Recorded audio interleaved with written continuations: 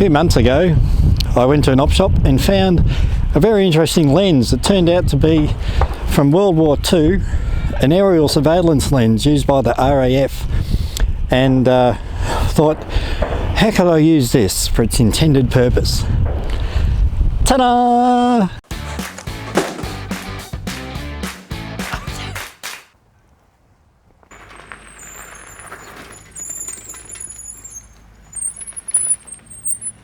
G'day!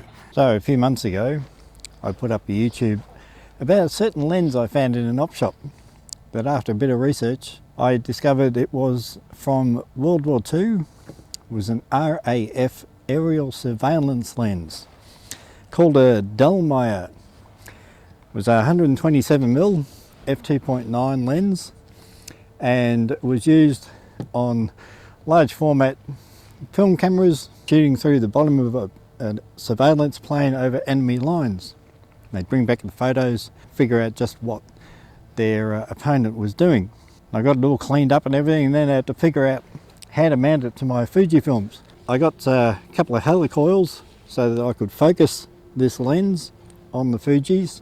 I got a mount so that it could go on either my GFX50R medium format or my FX cameras. And then I had to wait, what on earth will I use it for? Why not aerial surveillance? So I booked a flight to go over the Yarra Valley. Now obviously you can't do that in an enclosed cockpit, so I booked a flight on some Tiger Moths. So it was a Tiger Moth flight, Yarra Valley. I'll put the link for their website there.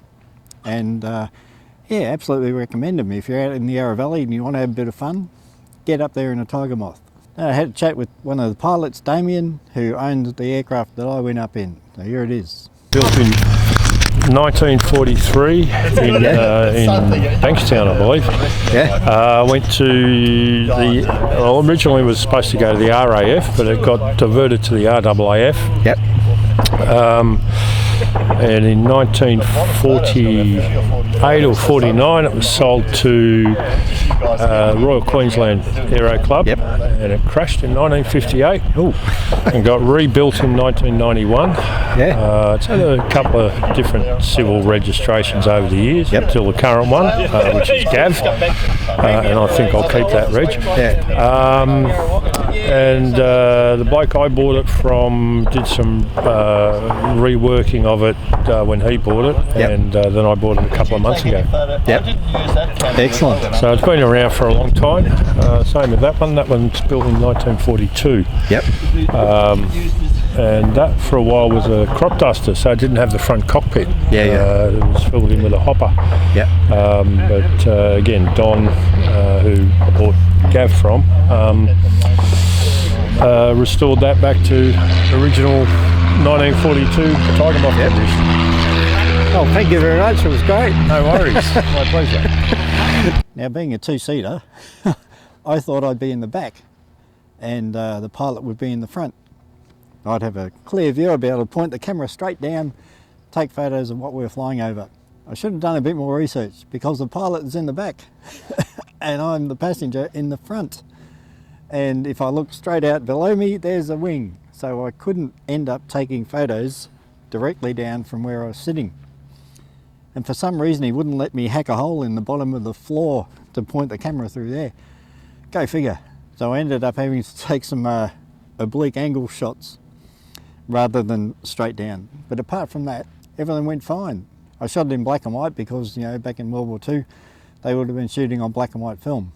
So I went up and I had the GFX50R with the World War II lens on it to take photos, and a little Sony X3000 video camera to video, because we booked a double flight, 2 Tiger Moths. A friend of mine, John from the photo club, he was in the other plane. So I was able to video with this little X3000, and here we go. So we're at Lilydale Airport and 2 Tiger Moths.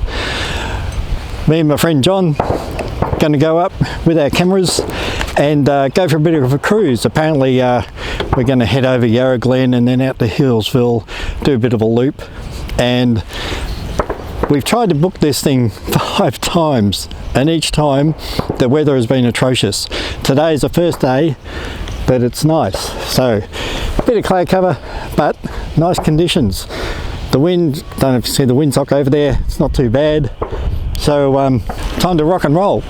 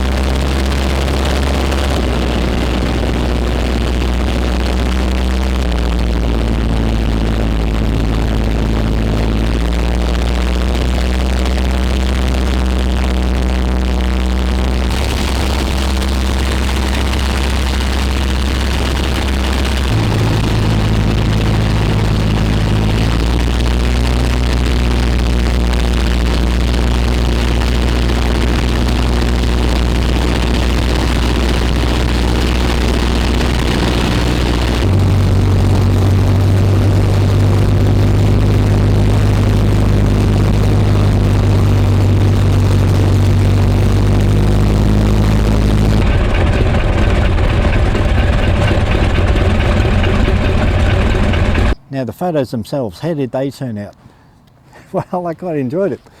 It's all manual focus, and had to use red peaking, and it wasn't exactly easy, sort of hanging out the side of a plane and the wind blowing at you, and you got to hold this big heavy thing still and try to get the focus right, and then try to look at what you're photographing, but I got some good results. So here's a shot over Lilydale Lake and the quarry, and you can see Melbourne back there off the distance on the left on the horizon. And then for actually surveillance, here's a shot of houses and so on, and when you zoom into 100%, you can see great detail out of this. The lens performed really well. and imagine looking at these photos. You'd be able to see, or they would have been able to record back in World War II, buildings, actual vehicles, identify what vehicles they are, even if there's people in the shot. Things were very clear. Here's another shot at 100%, different spot of the same photo. Someone's got a bit of construction going on. Imagine in World War II, they would have been very interested in whatever was being built by their enemy at the time, and you could identify really well the size, the shape, how far along in the construction the thing was. You get a lot of information out of the photos taken through this lens. So all in all, it was a bit of fun going up and using this lens for its intended purpose, and on a camera that would suit what the lens was used for, the medium format.